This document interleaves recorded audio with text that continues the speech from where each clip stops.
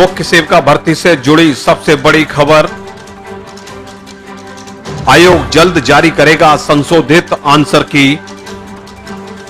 मुख्य सेवका की कट ऑफ रहेगी बहुत कम। 1 महीने तक चलेगी डीवी की प्रक्रिया। फरवरी 2024 में मुख्य सेवकाओं की हो सकती है नियुक्ति। नमस्कार, एएनएन न्यूज में आपका स्वागत है। और आज मुख्य सेवका भर्ती परीक्षा 2023 से जुड़ी बड़ी खबर हम आपके बीच में लेकर आ रहे हैं। यूपी SSSC की मुख्य सेवका से जुड़ी बड़ी खबर जो आज तक अभी तक आपने नहीं देखी होगी। इससे बड़ी खबर नहीं हो सकती आप लोगों के बीच। और अच्छी खबर यह है कि अब जो रिवाइज आंसर की है वो बहुत जल्दी आप लोगों को देखने को मिलेगी, क्योंकि आयोग अब बहुत जल्द रिवाइज आंसर की जारी करने वाला है। लेकिन उससे पहले मैं आपको बता दूं कि 24 सितंबर को आपकी परीक्षा हुई थी और परीक्षा के बाद से आयोग ने अपनी आंसर की जारी की थी। और उस आंसर की को जारी करने के बाद तमाम सारे बहनों ने ऑब्जेक्शन भी लगाया था, ऑब्जेक्शन किया था कि तमाम प्रश्न ऐसे हैं जिनके आंसर ठीक नहीं है। तो उसको लेकर जो 12 अक्टूबर तक की जो डेट थी वो अब खत्म हो चुकी है। ऑब्जेक्शन थे वो दायर कर दिए और इस ऑब्जेक्शन के बाद बहनें हैं उनको भी बड़ा लाभ मिलेगा और 3 से 4 नंबर का लाभ मिलने की संभावना है। लेकिन चलिए, बहरहाल ये सब बातें तो हम बाद में पूरी विस्तार से बताएंगे। लेकिन उससे पहले हम आपको बता दें कि जो 12 अक्टूबर थी ऑब्जेक्शन करने की, वो तिथि अब निकल चुकी है। और अब उसके बाद जो रिवाइज आंसर की है उस पर आयोग ने काम शुरू कर दिया। इसके साथ ही हम आपको एक और बड़ी चीज बताएंगे कि रिवाइज आंसर की कब आने वाली है और कैसे आएगी, ये भी आपको बताएंगे। और डीबी के लिए आपको क्या कुछ तैयारी करनी है इसके बारे में भी हम आपसे बात करेंगे। और डीबी के लिए आपको क्या तैयारी करनी है ये सब बताने के साथ साथ हम आपको ये भी बताएंगे कि आपकी जो डीबी के लिए कट ऑफ है वो कितनी जाने वाली है। और फाइनल कट ऑफ यानी कि आपको जो मुख्य सेवका का नियुक्ति पत्र मिलेगा वो कट ऑफ कितनी रहेगी, ये भी हम आपको आज अपने इस वीडियो के माध्यम से बताएंगे। साथ ही साथ इसका रिजल्ट कब जारी होगा। सबसे महत्वपूर्ण बात यह है कि सभी बहनों को इस बात का बड़ा बेसब्री से इंतजार है कि इसका रिजल्ट कब जारी होगा। तो यह भी महत्वपूर्ण प्रश्न है कि आखिर हमारा रिजल्ट कब तक जारी होगा, तो उस पर भी हम चर्चा करेंगे। साथ ही साथ आपको नियुक्ति पत्र कब तक मिल पाएगा, ये सारी बातें आज हम इस वीडियो के माध्यम से लेकर आए हैं। तो सबसे पहले हम सभी बहनों को यह कहना चाहेंगे कि अभी तक जिन्होंने ये हमारा एएनएन जो न्यूज चैनल है अब वो अगर किसी ने सब्सक्राइबर नहीं किया तो सब्सक्राइब जरूर कर दे। साथ ही साथ वीडियो को लाइक जरूर करें, क्योंकि अब मुख्य सेवका से जुड़ी बड़ी से बड़ी खबर और छोटी से छोटी खबर हम आपको इस चैनल के माध्यम से सबसे पहले और सबसे सटीक जानकारी देने का काम करेंगे। तो सभी बहनों से यह अनुरोध है कि इस चैनल को जल्दी से जल्दी आप सब्सक्राइब कर दें, जिससे कि हम आपको आपकी इस भर्ती से हर खबर से आपको अपडेट करा सके। और हां, को यह भी बताना चाहेंगे कि वीडियो को आप लाइक करना ना भूलें। वीडियो को लाइक करिए, शेयर करिए, जिससे कि हम आपको अधिक से अधिक मुख्य सेवका भर्ती परीक्षा से संबंधित, रिजल्ट से संबंधित आपको जानकारी दे सकें। तो चलिए हम शुरू करते हैं आपको मुख्य सेवका के बारे में बताने के लिए कि मुख्य सेवका से जुड़ी जो बड़ी खबरें हम जो लेकर आए हैं। तो देखिए बहनों, हम आपको बता दें कि 12 अक्टूबर जो डेट थी ऑब्जेक्शन की वो अब निकल चुकी है। और अब आयोग ने उन प्रश्नों पर गौर करना शुरू कर दिया है जिन पर हमारी बहनों ने ऑब्जेक्शन लगाया था। सबसे पहली बात तो यह है। तो अब महत्वपूर्ण प्रश्न यह बनता है कि आखिर हमारी रिवाइज आंसर की है वो कब तक जारी होगी। तो उसके बारे में भी हम आपको बिल्कुल सूत्रों से जो जानकारी मिली है उसके हिसाब से हम आपको बता रहे हैं कि आपकी रिवाइज्ड आंसर की 30 अक्टूबर से पहले आपको मिल जाएगी। हालांकि इस रिवाइज आंसर की आने के बाद कहीं ना कहीं बहनों को बहुत फायदा होगा। और संभावना यह भी जताई जा रही है कि 4 से 5 नंबर का लाभ बहनों को मिल सकता है, जिससे कि बहनों को बड़ा लाभ मिलेगा और बहुत फायदेमंद ये नंबर होंगे। हालांकि अभी आयोग इस बात पर भी मंथन के बाद ही वो अपनी रिवाइज्ड आंसर की जारी करेगा। लेकिन इतना निश्चित है कि रिवाइज्ड आंसर की आने से सभी जितने भी हमारे मुख्य सेवका की अभ्यर्थी हैं उन सबको फायदा तो मिलना ही मिलना है। तो ये बड़ी खुशी की बात है कि रिवाइज्ड आंसर की आने के बाद आपको फायदा मिलेगा। अब नॉर्मलाइजेशन की हम बात करते हैं। नॉर्मलाइजेशन में ज्यादातर लोग ये कह रहे हैं कि फर्स्ट शिफ्ट हार्ड थी या सेकंड शिफ्ट हार्ड थी। ये आयोग तय करेगा कि आखिर कौन सी शिफ्ट हार्ड थी, और ज्यादातर लोग बोल रहे हैं कि सेकंड शिफ्ट। अगर सेकंड शिफ्ट मान लीजिए हार्ड है तो कहीं ना कहीं इसका नॉर्मलाइजेशन करने के लिए अगर बात करें तो सेकंड शिफ्ट वालों को इस बात का बेहद लाभ मिलेगा कि जब नॉर्मलाइजेशन होगा तो नॉर्मलाइजेशन में अगर आप बात करें तो 2 से 3 नंबर, ज्यादा से ज्यादा मैक्सिमम अगर हम बात करें तो 2 से 3 नंबर का लाभ मिल सकता है। तो ये नॉर्मलाइजेशन की बात हुई।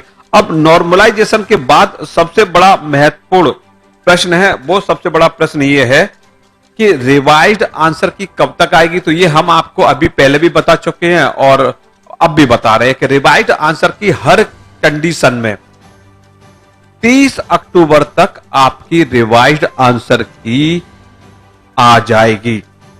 अब रिवाइज्ड आंसर की के बाद डीबी की प्रक्रिया आपकी शुरू होगी, लेकिन डीबी की प्रक्रिया शुरू होने से पहले हम आपको एक बात और बताना चाहेंगे कि उसकी तैयारी भी आपको पूरी करनी है, जिससे कि आपको किसी तरह की समस्या का सामना ना करना पड़े। तो डीबी के लिए आपको तैयार रहना है, और उस तैयारी के लिए सबसे पहले हम आपको बता दें कि आपके शैक्षिक प्रमाण पत्र, आपके शैक्षिक प्रमाण पत्रों में आप जैसे हाई स्कूल की मार्कशीट है उसका प्रमाण पत्र है, इंटर की मार्कशीट है, इंटर की प्रमाण पत्र है, उसके बाद आपने जो ग्रेजुएशन किया है, ग्रेजुएशन की आपकी जो है मार्कशीट जो होनी चाहिए। डिग्री एक बार को अगर नहीं हो तो कोई बात नहीं है। और इस सब के साथ मैं आपको बता दूं कि फोटो आईडी, फोटो आईडी में हम बात करें तो आधार कार्ड हो सकता है, आपका ड्राइविंग लाइसेंस हो सकता है ना, आपका पैन कार्ड हो सकता है। ये वो फोटो आईडी हैं जिसे आपको ले जाना पड़ेगा। आधार कार्ड हालांकि सभी लोगों के पास रहता है, तो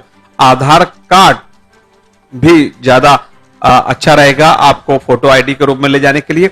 अब जन्म प्रमाण पत्र की बात करें तो जन्म प्रमाण पत्र अगर आपके पास है तो ले जाइए, वरना आपकी हाई स्कूल की मार्कशीट है वही आपके लिए पर्याप्त है जन्म प्रमाण पत्र के लिए। लेकिन आपको निवास स्थान पत्र, निवास स्थान प्रमाण पत्र, ये आपके लिए बहुत जरूरी है, आपको ये भी आपको रखना है। और इसके साथ साथ फोटो, कम से कम आपको 6 फोटो अपने साथ रखने हैं, 6 फोटो अपने साथ रखने हैं।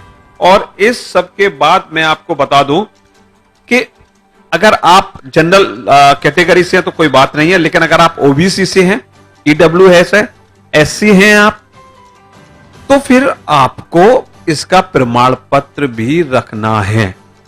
अगर आपके पास नहीं है, जाति प्रमाण पत्र कितना भी पुराना हो कोई दिक्कत नहीं है, वो काम करेगा। लेकिन ईडब्ल्यूएस की बाध्यता है, ईडब्ल्यूएस आपको समय अनुसार ही रखना पड़ेगा।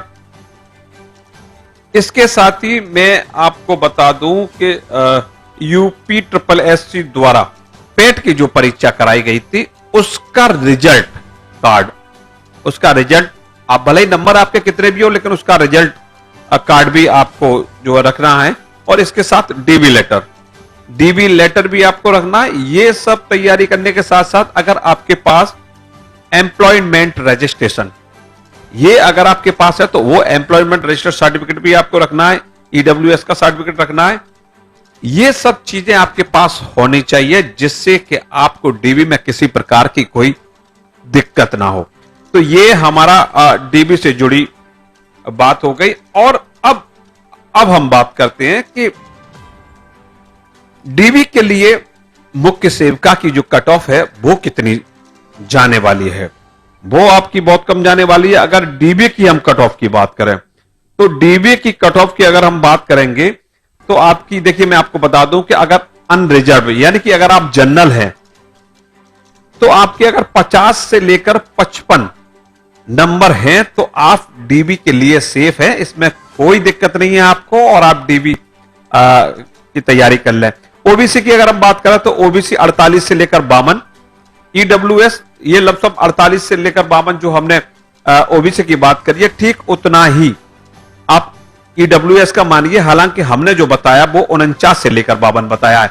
अब हम एससी की बात करते हैं। एससी में अगर बात करें तो डीबी की कट ऑफ कितनी रहने वाली है, तो वो 43 से 48 के बीच में एससी की जो है डीबी कट ऑफ रहेगी। और एसटी अगर एसटी की बात करें तो 40 से 42, हालांकि इसके बाद अगर हम पीएच की बात करें तो 35 से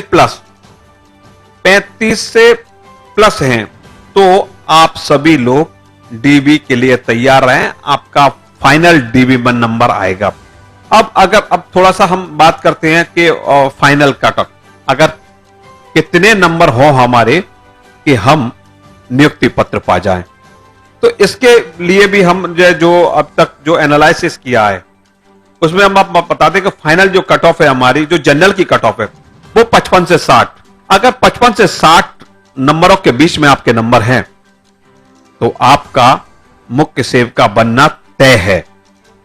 ऐसे ही हम ओबीसी की बात करें तो ओबीसी 52 से 59 नंबर, अगर 52 से 59 नंबर के बीच में ओबीसी वाले हैं तो उनका भी फाइनल सिलेक्शन होना तय है। इसके साथ ही ईडब्ल्यूएस भी इतना ही रहेगा, लगभग 52 से 57 नंबर। अगर 52 से 57 नंबर ईडब्ल्यूएस वालों के हैं तो उनका निश्चित मुख्य सेवका बनना तय है। अगर शेड्यूल कास्ट की बात करें तो 48 से 52, अगर 48 से 52 के बीच में एससी वालों के नंबर हैं तो निश्चित ही वो भी मुख्य सेवका की नियुक्ति पाएंगी।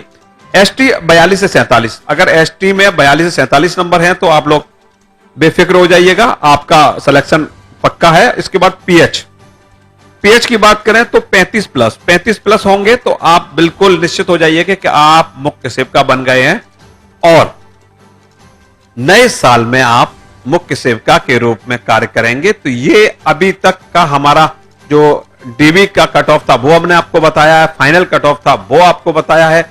इसके साथ ही अब हम आपको यह भी बताएंगे कि आखिर इसका रिजल्ट कब तक आने वाला है। तो रिजल्ट की हम बात करें तो रिवाइज्ड आंसर की हमारी 30 अक्टूबर तक आ जाएगी और नवंबर के लास्ट या फिर दिसंबर के फर्स्ट वीक में आपकी डीबी प्रक्रिया शुरू हो जाएगी। डीबी के लिए आपको बुलाया जाएगा और 1 महीने तक, क्योंकि ये सब प्रक्रिया काफी टाइम लेती है, तो 1 महीने तक डीबी की प्रक्रिया को पूरा किया जाएगा और उसके बाद नए साल में, यानी नए साल में जनवरी के महीने में मुख्य सेवका का रिजल्ट जारी हो सकता है और फरवरी के महीने में आप बतौर मुख्य सेवका के रूप में नियुक्ति पत्र आपको प्राप्त हो सकता है। तो ये अब तक की सबसे बड़ी जानकारी है कि फरवरी महीने तक, क्योंकि हम आपको बता दें कि लोकसभा का चुनाव भी बहुत जल्द आने वाला है, तो लोकसभा चुनाव से पहले कहीं ना कहीं उत्तर प्रदेश सरकार की यह मंशा होगी कि जल्द से जल्द जो 2693 पदों पर मुख्य सेवका की परीक्षा की है उनको रिजल्ट घोषित करके नियुक्ति पत्र दे दिया जाए। तो आज के लिए बस इतना ही। यूपी SSSC मुख्य सेवका भर्ती परीक्षा के बारे में और नई ताजा तरीन अपडेट हम आपके लिए लेकर आते रहेंगे। तो एक बार आप सभी से निवेदन अनुरोध है कि आप हमारे चैनल को सब्सक्राइबर करना ना भूलें, मुख्य सेवका से जुड़ी खबर को लाइक करना ना भूलें और शेयर करना ना भूलें। जब तक के लिए धन्यवाद।